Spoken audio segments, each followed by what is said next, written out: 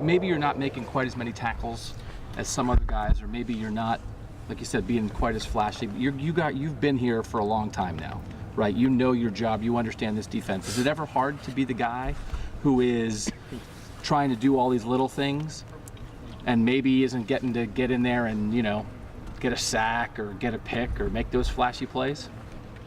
I almost had a pick this game. See? Okay. almost had one. It's just a game of football, man. You got to find your ins and outs, make your plays when you can make them, and just hustle to the ball, no matter the circumstances, no matter whether he's 40 yards down the field or you're about to make a TFL in the backfield. Just a consistent hustle and 4 to 6 A to B attitude, like you said, and just a mindset that, whatever happens, man, we just got to persevere and keep pushing, because it's not the last.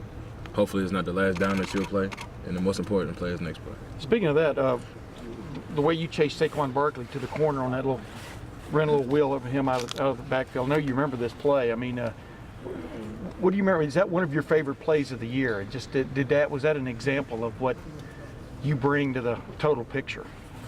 Remember when you chased Barkley to the corner? Yeah, I remember that. Fade route? No, actually, you did. But actually, one of my favorite plays of the year, man, is when probably my favorite play is when my brother Chris Worley chased down Corey Clement and almost made him fumble. Yeah. That just shows a lot of hustle from our teammates, man, and show that if you give us another chance, man, we can go out there and make a play. But yeah, man, I kind of knew what they were gonna do. Saquon was kind of looking at me like from the backfield, just give me the eyes like he's about to. He had me manned up, I had him manned up or whatever, and he knew I had him manned up, so he was gonna do something. And I just took off and ran, man, and luckily I made the play. how often does that happen? I mean, where you get a not a tip off, but you get a signal from a guy, hey, I'm fixing to challenge you. I mean, does that happen very often? Yeah, every play, man. It's always somebody. I like to look around to see who, the quarterback, running back. Yeah. You usually go from the quarterback, running back, and then look at every lineman's feet and eyes. Get a read off what they're about to do, and usually I'm right, but sometimes I'm wrong. I have misreads, like everybody says, but it's all good. Is there criticism of you that bothers you? Nah, it's You brought it up a You're few paying times. attention, though, yeah. I mean, I just hear it because my coaches always talk about it, and I'm just doing my job out there, man. Like when Wisconsin was running the jet sweep, and everybody saying I was getting misreads. Like, I clearly had the A gap, and the running back got handed the ball in the A gap. And then I ran to the jet sweep. Then I'm not doing my job.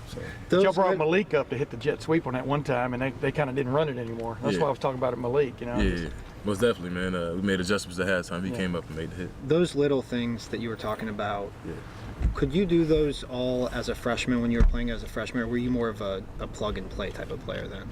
Could I do it as a freshman? Yeah. It would have took more time. Yeah. Because, just playing the game. When I was a freshman, I couldn't look at the eyes.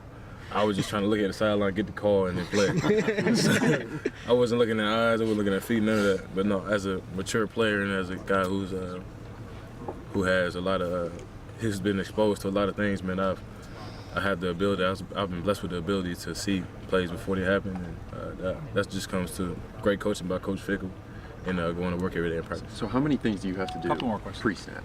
Like if you had to put a number on that you can do now versus what you could do as a freshman? I'm going to take it through pre-snap. All right, so, we get the crowd hype. So I look to the sideline, get the call from Coach Fick, and then I relay the message to the guys in front of me and guys behind me. And based on their formation, I had to align my D linemen and make sure they're set up right for the run game. And they had to communicate with the back end. Usually I'm dealing with the Sam linebacker and the backside safety, Damon Webb, on the coverage that we're running. And once I communicated to them, then that's when I go through the eyes, feet, and body formation, and not body formation, but body position where they line, and see if I can get some keys on the play that they're about to run.